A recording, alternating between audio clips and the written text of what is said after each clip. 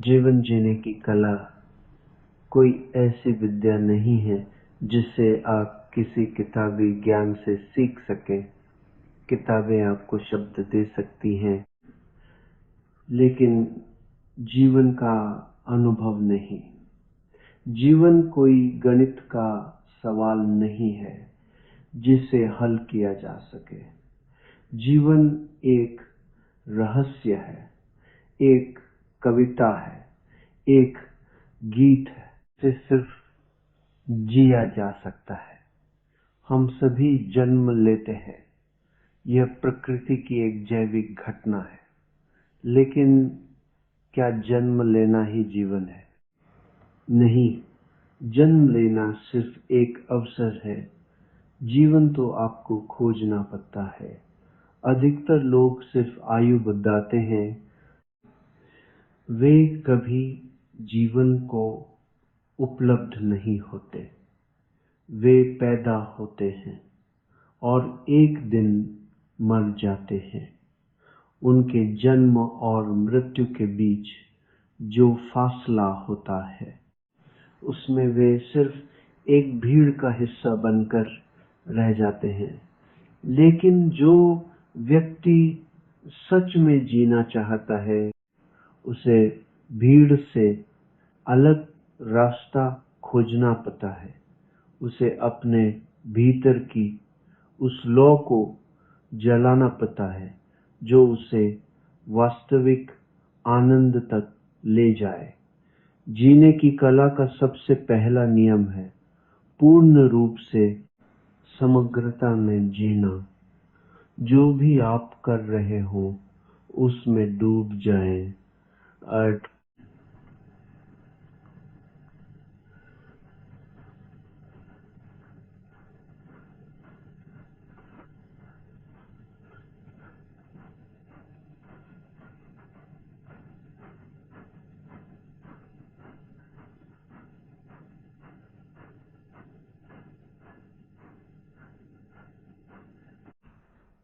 पूरी तरह से भोजन का स्वाद ले।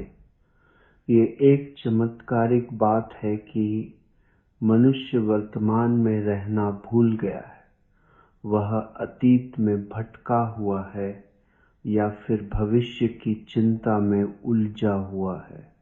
अतीत तो जा चुका है, वह अब केवल आपकी स्मृति में है। भविष्य अभी आया नहीं है, वह केवल आपकी कल्पनाओं में है। जो वास्तविक है, सत्य है, वह केवल यह क्षण है। इसी क्षण में ईश्वर का वास है।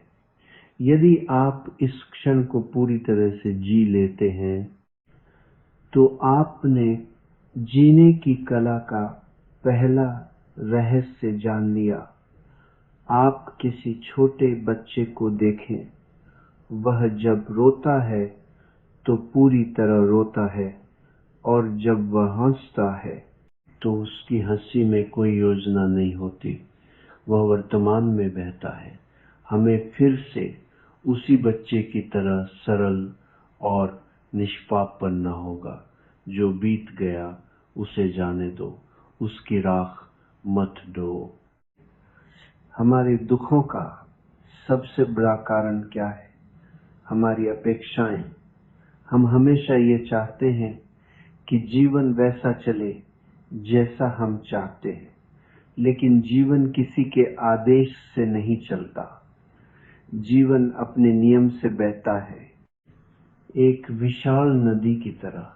यदि आप इस नदी के बहाव के खिलाफ तैरने की कोशिश करेंगे तो आप थक जाएंगे, आप दुखी होंगे। लेकिन यदि आप नदी के साथ बहना सीख लें तो आप आनंदित हो जाएंगे। इसे मैं समर्पण कहता हूँ। समर्पण का अर्थ हार मानना नहीं है।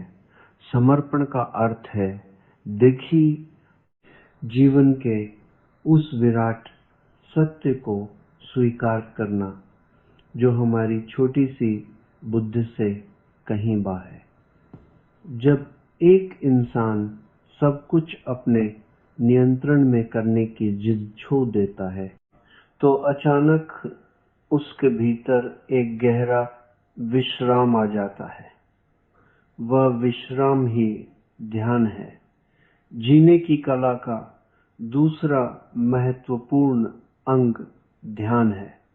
ध्यान कोई कर्मकांड नहीं है कि आप आंखें बंद करके पूर्ण जागरूकता का अर्थ है कि आपके भीतर कोई बेहोशी न रहे। आप सुबह उठते हैं, क्या आप वास्तव में जागरूक होते हैं या आपका शरीर एक मशीन की तरह काम कर रहा होता है? आप चाय पी रहे हो तो उसे मशीन की तरह न पिएं। चाय की गर्माहट को महसूस करें। जब आप किसी से बात कर रहे हो,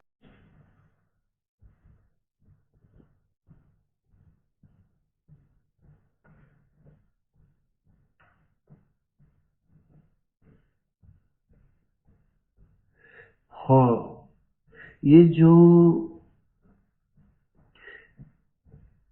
छोटा छोटा जागरण है, उस यही धीरे धीरे आपके जीवन को बदल देगा।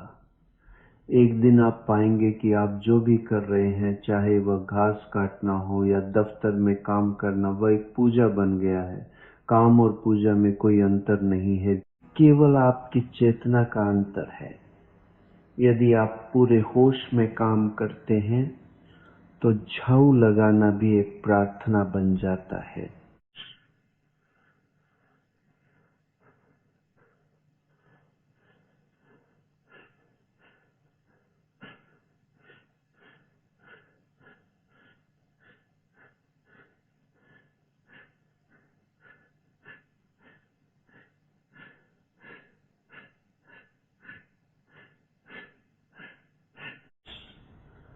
और यह सवाल जीवन की कला से बहुत गहराई से जुड़ा है।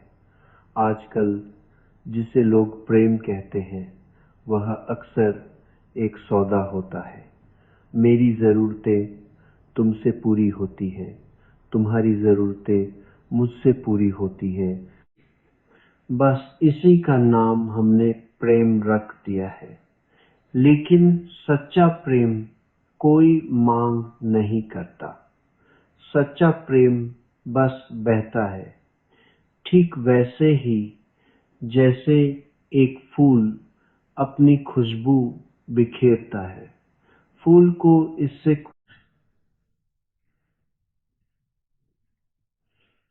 रहा है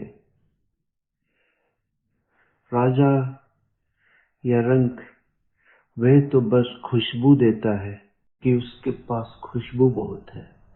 जब आपका प्रेम बिना किसी कारण, बिना किसी अपेक्षा के फूटता है, तो आप वास्तव में जीने लगते हैं।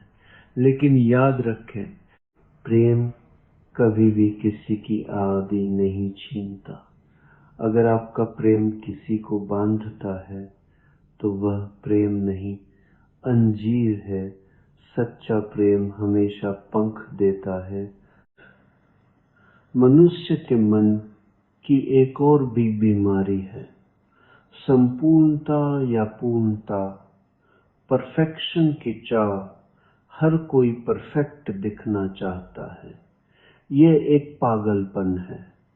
प्रकृति में कुछ भी परफेक्ट नहीं है, इसीलिए सब कुछ इतना सुंदर है। पूर्ण होने का मतलब है कि अब आगे बढ़ने की कोई गुंजाइश नहीं रही। पूर्णता का अर्थ है मृत्यु। जो जीवित है वह हमेशा अपूर्ण होगा, वह हमेशा अपूर्ण होगा। उसमें हमेशा विकास होता रहेगा। अपने आप को जैसा है वैसा ही गहराई से स्वीकार करें।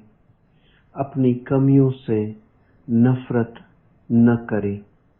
वे कमियां ही इंसान को इंसान बनाती हैं। आप एक चांद की तरह हैं जिसमें दाग हैं,